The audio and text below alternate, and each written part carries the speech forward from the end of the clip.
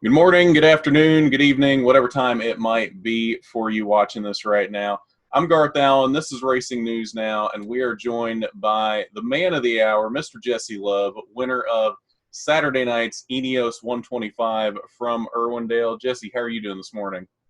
Doing great out at Lake Norman. I got a little Toyota sim today, getting ready for Iowa in 2 weeks. So nice morning on the lake for sure.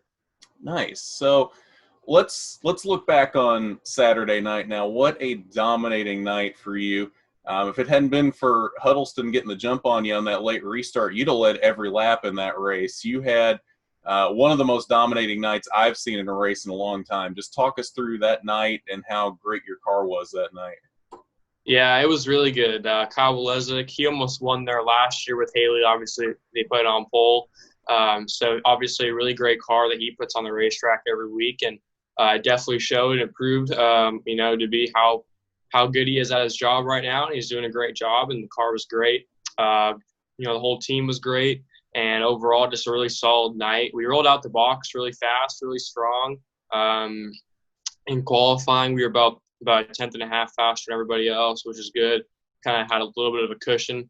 It was kind of a weird qualifying deal too, because they were trying to play the game on how late they were going to go out, but we went out right away and we put down a really good lap. And we knew, I didn't think it was going to be quick time. I thought I was done.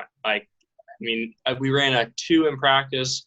We put on new tires and we ran an 0. And I didn't think that was going to be quick time because Gio Sells, he laid down a lap. He was only 3/10 off me. So I figured, following the whole graph, if you will, that they were going to get me by a little bit. But no, the field was just really close the whole weekend. Everybody was real competitive. And obviously Gio Sells did a great job in his qualifying run.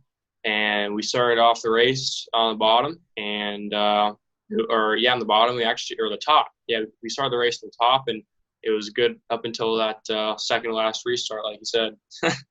So talk us through that second to last restart. How worried were you? As good as Trevor Huddleston is at that track, winning that race last year, how worried were you when he got around you? Did you think you had lost the race at that point?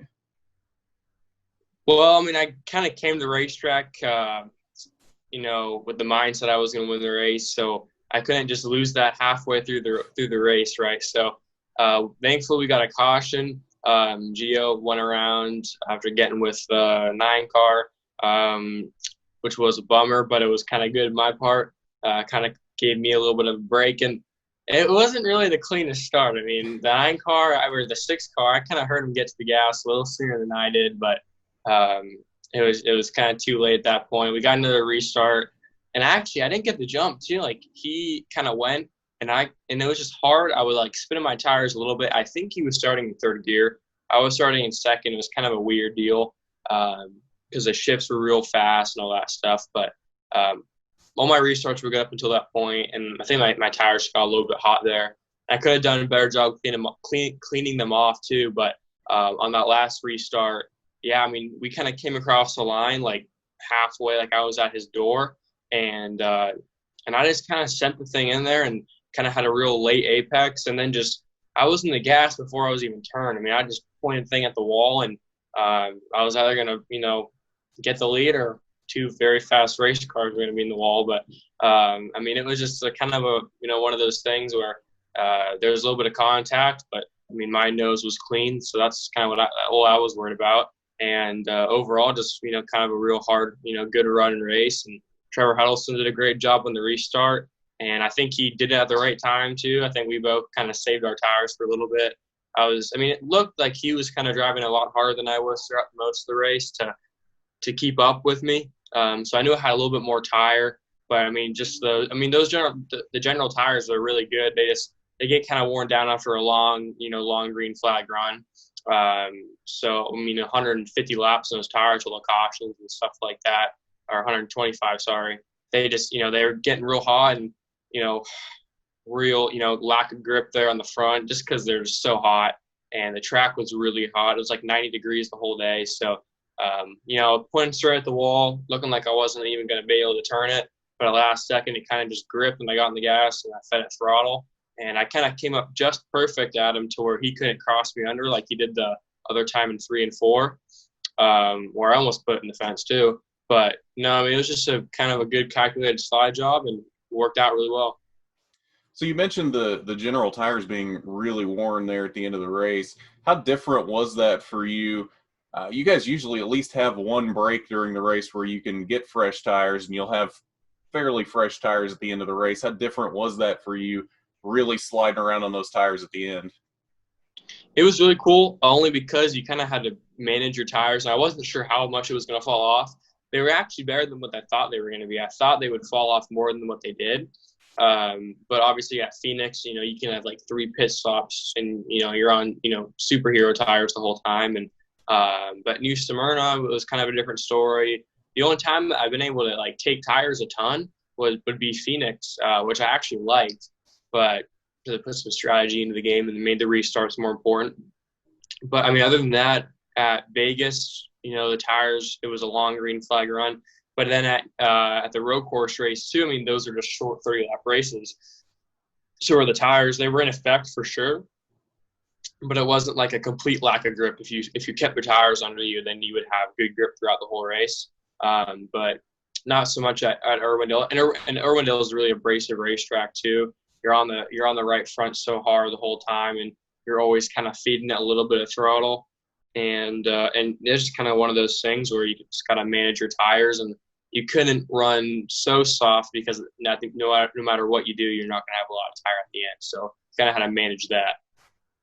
So now, after that win at Utah, you mentioned that very quickly there, and this win at Irwindale, you've now got a fairly sizable lead in the points. I believe it was 18 points now over Blaine Perkins. So 4 races into the season, you've got a fairly big lead there. Talk about what that means going forward. Are you out just for wins at this point to keep padding that lead, or is it just defense to kind of keep the lead for the rest of the season? I don't know. It's kind of one of those things where if you play defense, you're going to find yourself just completely out of the points lead, 20 points back, and you're going to think what happened to it.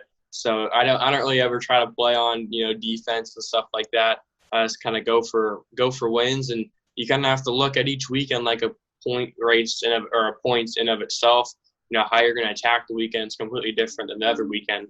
At Utah, I wasn't even really expecting that was going to be my big, breakout like win, right? Because obviously you had Will Rogers, Blaine Perkins grew up on road course, Gracie grew up in legend cars on road race and stuff like that, right? To where I wouldn't run road racing before in legend cars, for like 2 years during the winter for like 8 races, right? So nothing major. So I just kind of went into the weekend just figuring out, okay, how can I maximize my points on everybody else. But then obviously Blaine was, one of the fastest cars there, if not the fastest, next to our number 19. But so I knew I had to actually, step it up and kind of go for wins. So like my thought process on the weekend changed at Utah, then it completely changed at Irwindale. So, and it's going to change, throughout the whole year.